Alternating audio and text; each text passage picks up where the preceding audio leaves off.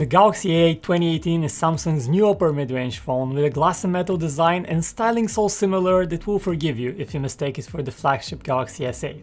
Hello guys, my name is Vic Christoph with Phone Arena, and I have spent the past few days with the Galaxy A8 2018 in one pocket and the Galaxy S8 in the other to find out how good of a phone the A8 really is and how it compares to the S8.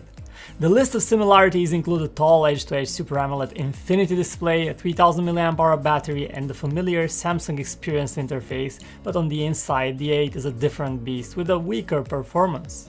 Even though the A8 looks similar to the S8 from afar, the difference between them is easily noticed when you actually hold the two. The much bigger bezels ruin the impression of a true edge-to-edge design, and the A8 also feels bigger and bulkier. It's also noticeably heavier, while the S8 just weighs a little less. It's also made of glass and metal. The glass is Gorilla Glass 5, the latest and most durable in the series, while you also have a matte finish on the aluminum frame. On one hand, glass looks great when clean, but it is rarely clean because it picks up smudges so easily. The buttons on the sides are also made of metal and feel clicky and nice to press, while the loudspeaker has an interesting position on the right side. At the bottom you have a USB-C port for charging and a headphone jack. The A8 also has IP68 waterproofing, meaning that it will survive a short dive in water and those summer days by the pool. The big change on the back is the fingerprint reader placement.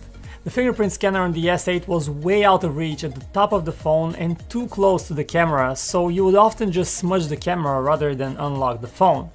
Thankfully, Samsung heard all the complaints and it has moved the fingerprint reader on the A8 below the camera. It is still not an ideal placement as it's too close to the camera and you can accidentally touch the camera lens and smudge it, but it is much better than on the S8.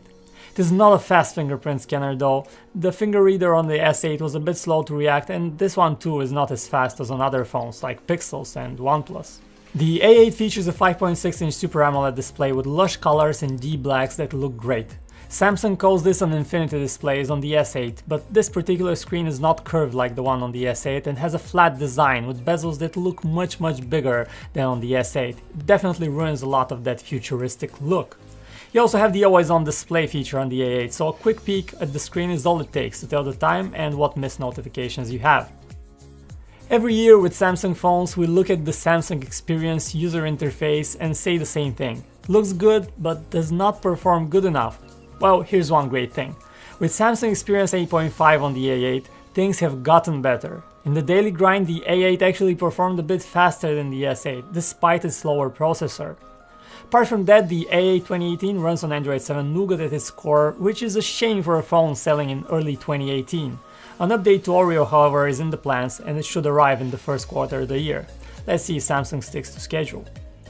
For all else, Samsung Experience is a familiar user interface. The unmistakable colorful Squircle icons, the swipe-up app drawer, the well-segmented settings menu, the theme selection and customization options are all here. Power user features like split-screen multitasking, Knox security and secure folder are also present. We like the universal search in Samsung's interface that pulls detailed results from all over the system and is actually very useful. First-party apps have a polish to them that is among the best from a company outside of Google. The weather apps is particularly nice, while others like Browser and Mail app are good enough. Samsung has done some important work on its own cloud solutions, so you can easily sync photos in the gallery to the Samsung Cloud and get them on any Samsung device you own, which is a nice Google-like bonus feature. The Galaxy A8 2018 is powered by the Samsung Exynos 7885 chip. This is a mid-range chip that is a far cry from the Snapdragon 835 in terms of performance, but it's also better than your typical mid-range chip. I've already mentioned the good performance you get with everyday tasks, but this chip doesn't break any benchmarking records. This is not a phone for die-hard gamers and those who push the limits of a phone performance. The A8 we have ships with 4GB of RAM and 32GB of storage, and you have a microSD card slot to expand the onboard storage. Just 32GB of storage feels very little, as more affordable devices these days ship with 64GB, and we wish Samsung did not cheap out here. The A8 also has 4G LTE connectivity with support for a lot of bands, so you can travel most of the world while getting good LTE connection. Here's the full list of supported bands. It is also a dual phone, and with true dual SIM card support, you can use both your SIM cards and the microSD cards. Other connectivity options include GPS, dual channel Wi-Fi, Bluetooth 5.0, as well as NFC and Samsung Pay. The Galaxy 8 looks similar to the S8 and costs just slightly less, but does it have the same fantastic camera as the flagship phone? The short answer is no, it doesn't. But we first have to start with the specs. The 8 features a 16 megapixel rear camera with OIS and an f1.7 lens, while on the front there is a dual system consisting of a 16 and 8 megapixel cameras that can blur the background on selfies for a cool portrait effect. How do photos actually turn out though? When you have plenty of light, the difference between the new A8 and the S8 is not that huge, but it is still noticeable. The A8 slightly overexposes the highlights, while the S8 consistently shoots underexposed images. If we look closer into details, we notice quite a bit of artificial over-sharpening halos on the A8, while the S8 is sharp without such artifacts.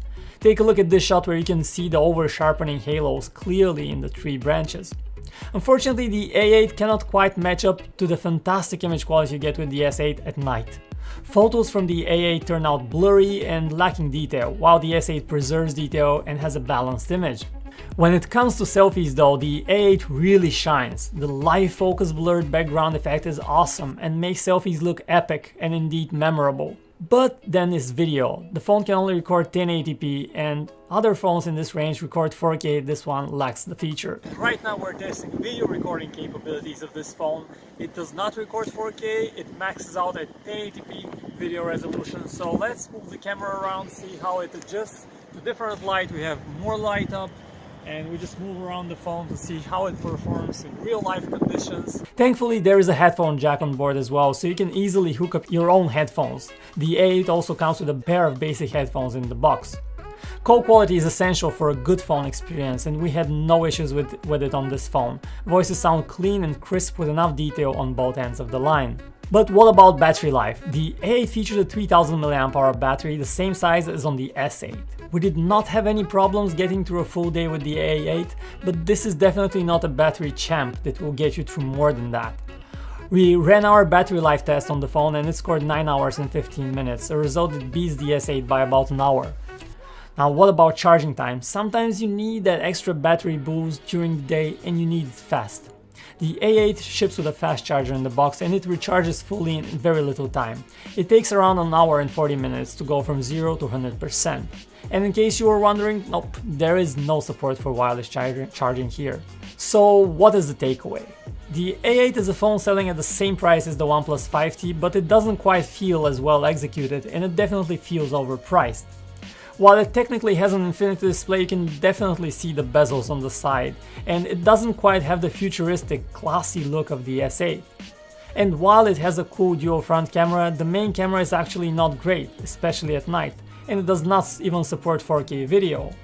And then there is the performance, definitely improved in the daily grind, but technically you only get a mid-range chip, and having just 32GB of storage when others ship with double the amount is just pitiful. Yes, Samsung does have the Samsung Experience interface that has a lot of useful functions and visual polish, and it has a Super AMOLED screen on this phone with those vivid colors, but in this fiercely competitive market, we're left thinking that there are many better options out there.